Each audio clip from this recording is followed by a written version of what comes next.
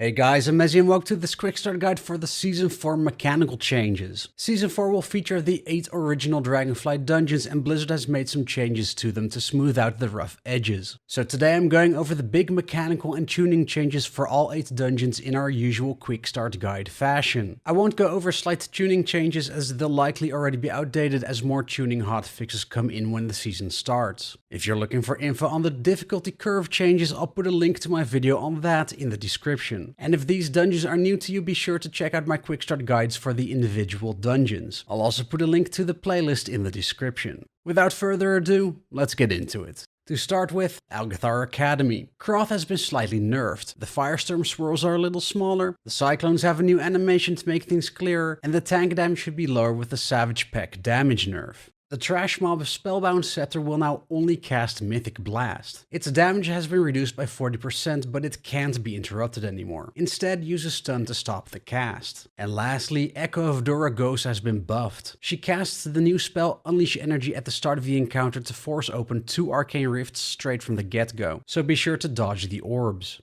Moving on to Brackenhide Hollow, where there's a larger list of changes. In the first section of the dungeon before the first boss, the trash will no longer summon totems for you to kill. Withering Disease, the disease from various casts and totems throughout the dungeon, no longer stacks and reduces haste and movement speed by a flat 4%, but the damage now hits like a truck. So killing the remaining totems and interrupting disease-related casts has become even more important. Up next, the bleeds on the first boss encounter Hackclaw's Warband have been significantly nerfed. The Gash Frenzy bleed now lasts 15 seconds instead of 45, and Marked for Butchery deals damage every 1 second instead of every half second. If you go left after the first boss, there's more debuff nerfs. The Bonebolt Hunter bleed damage has been reduced and the duration has been reduced from 12 to 6 seconds. And the debuff to make animals attack has been turned into a poison debuff, making it easier to dispel. On the right side, Wilted Oaks, the big trees, have been slightly buffed. They can no longer be interrupted when casting Necrotic Breath, so run away from the direction they face when they cast it. Lastly, the mini-boss Stink Breath has become less frustrating. His cone now has a visual and you can now move out of it to avoid being disoriented.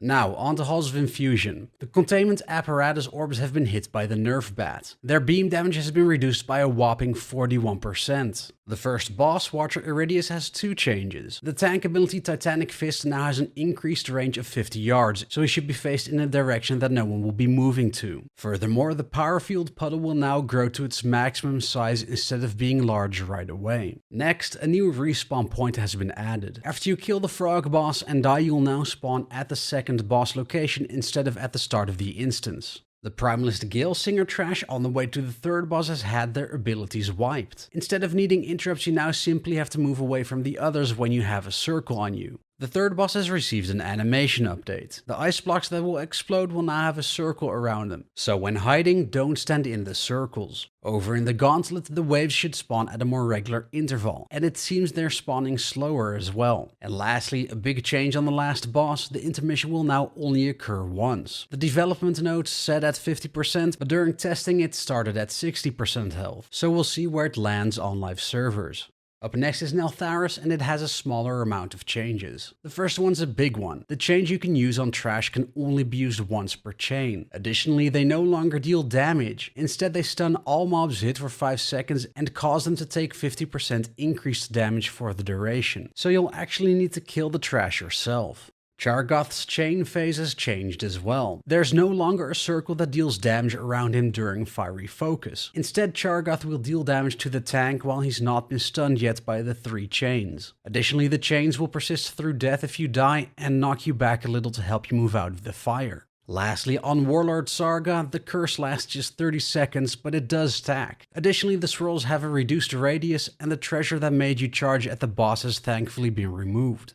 Over in the Ruby life pools, there's just one changed encounter worth noting. On the final boss, the Inferno Core debuff lasts 4 seconds instead of 3, and Flame Spit will only put it on 2 targets, so you'll have more time to move the fire in the correct spot. Moving on to the Azure Vault. The Crystal Fury Cone ability now has an animation on the ground, so you can actually move out of it. The Azure Blade's Overwhelming Energy will now deal AoE damage every 2.5 seconds instead of 2, giving healers more time to keep the group alive. Further down the vault, the Draconid Breaker has been completely reworked. Shoulder Slam no longer knocks you back, but instead it hits all players within the circle, increasing physical damage taken by 10%, so move away. And lastly, the final boss Umbral Skull has 2 changes. The slowing aura has been completely removed, and the hardened crystal will now pulse AoE damage as long as its shield is up. So the mythic only crystal is now a DPS priority.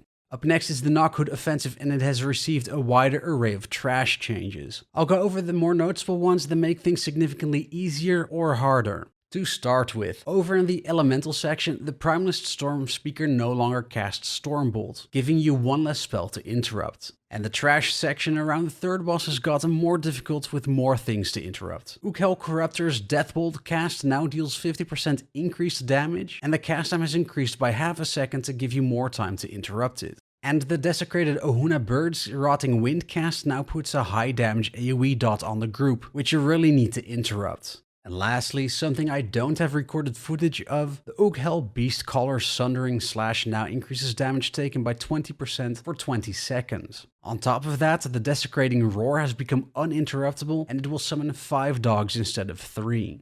Heading over to the final dungeon, Uldaman Legacy of Tyr. The Lost Vikings fire mechanic has been both nerfed and buffed. The Burning Pitch fire puddles are now 40% smaller, but the Fiery Surge AoE now scales with key level, so it will hurt a lot more on higher key levels. Sentinel Talandris, on the other hand, has just been hit with a nerf bat. The damage from the Earthen Shards bleed has been reduced. And lastly, Embron has also been hit with the nerf bat. The Burning Heat dot duration has been reduced from 10 to 6 seconds, and the Seeking Flame animation has been adjusted to not clip through the ground.